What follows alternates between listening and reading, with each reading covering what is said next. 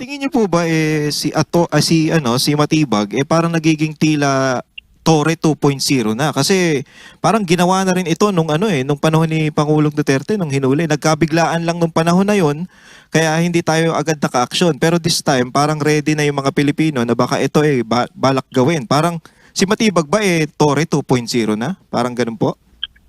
Oo, at katulad nito, darating din ang panahon, siya rin ay magsisisi, sagad sa langit ang pagsisisi ni Torre, I am sure, because he now realizes na yung excesses na ginawa niya sa kanyang pagsunod. Sabi niya, tumusunod lang ako ng utos, tumutupad lang ako ng tungkulin, oo, but within legal bounds. When you go in excess, that is personal to you. And sinasabi namin sa kanya, you have far exceeded the bounds of yung kung ano yung pwede mong gawin. Ganyan din ang ginagawa ni Matibag.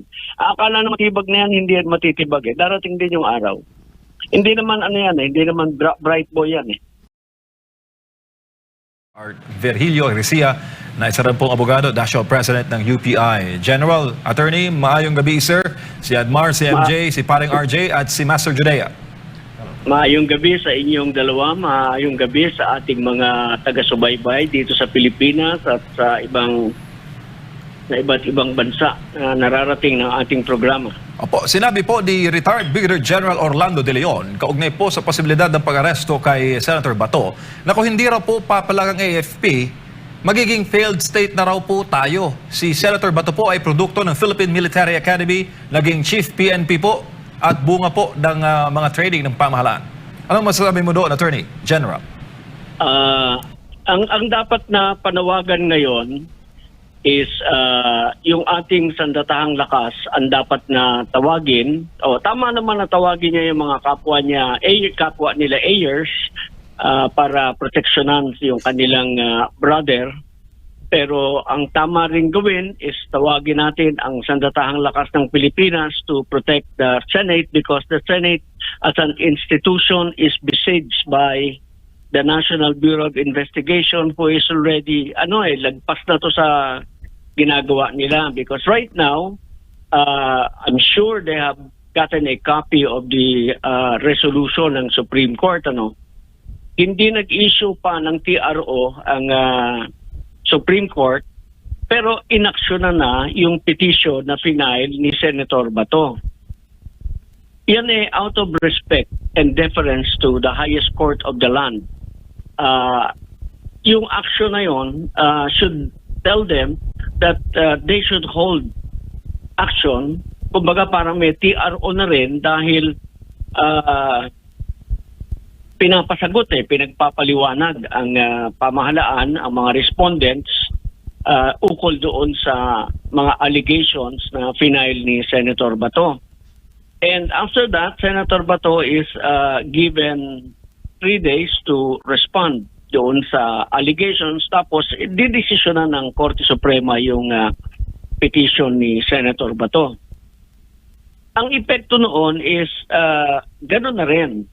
Dapat tigil lahat, walang gagalaw, walang gagawa ng kahit ano that is going to render the issue moot and academic.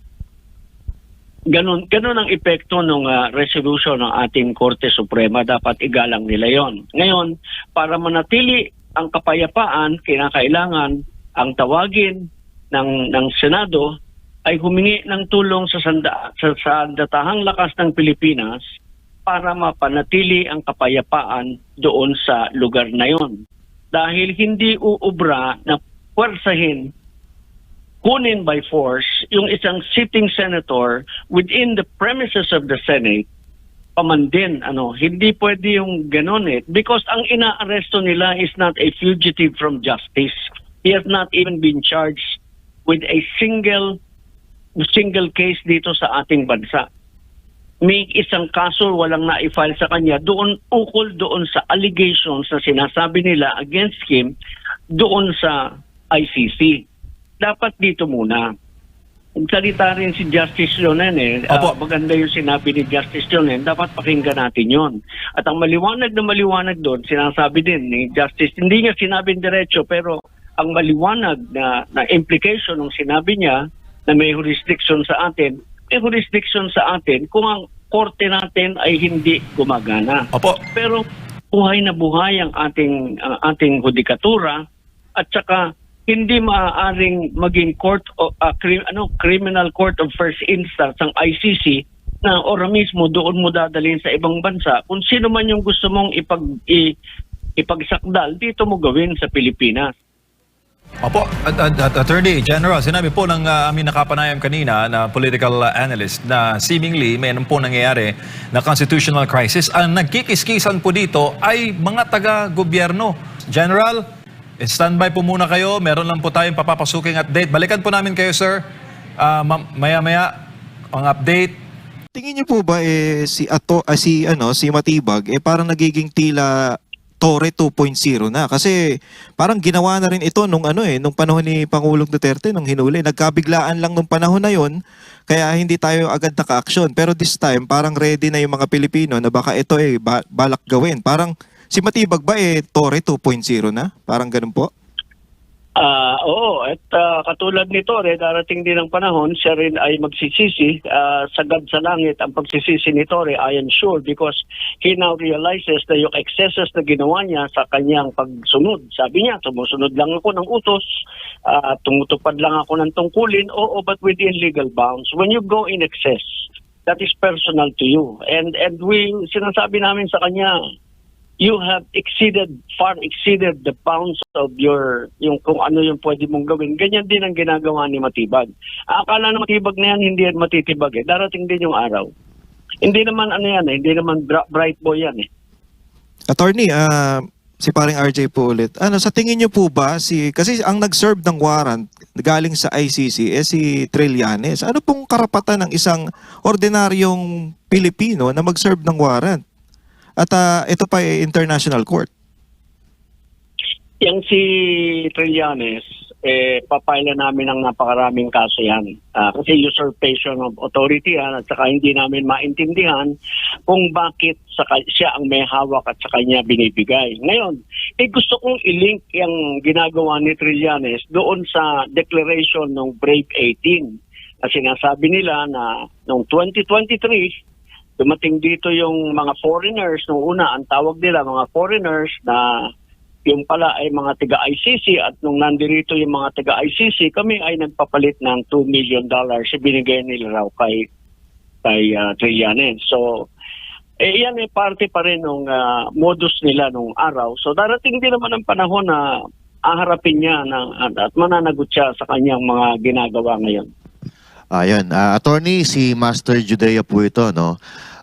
Attorney, if ever, kasi itong USAA or Senate Sergeant at Arms, meron po silang patakaran na pinapatupad at nanindigan itong si USAA na hindi nila ibibigay si Senator Bato pag walang warrant of arrest galing sa Korte ng Pilipinas. Kung halimbawa po, nagpumilit po na arestuhin ang dala lang ay ICC warrant, what do you think will happen? Alam mo, the proper thing for him to do right now is make it public. Make it public, make a public announcement. Sa TV niya sabihin, sulatan niya ang Armed Forces of the Philippines, humingi siya ng saklolo, to be able to help him maintain peace and order within his jurisdiction. Kasi yung loob ng premises ng Senado, jurisdiction niya yun Walang jurisdiction ng police doon. Wala rin jurisdiction ng NBI doon. They are trespassing there.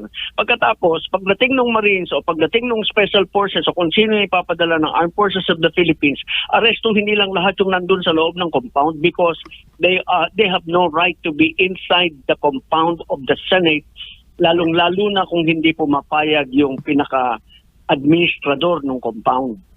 Attorney, so ibig sabihin, pwede pa lang mag-request ng Senate? Kasi may nakita tayo kanina ng mga naka-bulletproof na, I think that's Marines. So, ito po ay in-escortan daw yung article of impeachment dito sa impeachment ni VP Sara Duterte. So, based on what you are saying, pwede pa lang mag-request ang Senate ng ng armed forces para dagdag proteksyon diyan sa Senado at wala pong sinasabi sa batas na bawal po ba ito or may kapangyarihan ba ang Senado na mag-request ng karagdagang puwersa para tumulong dito sa Sergeant at Arms, Senate Sergeant at Arms?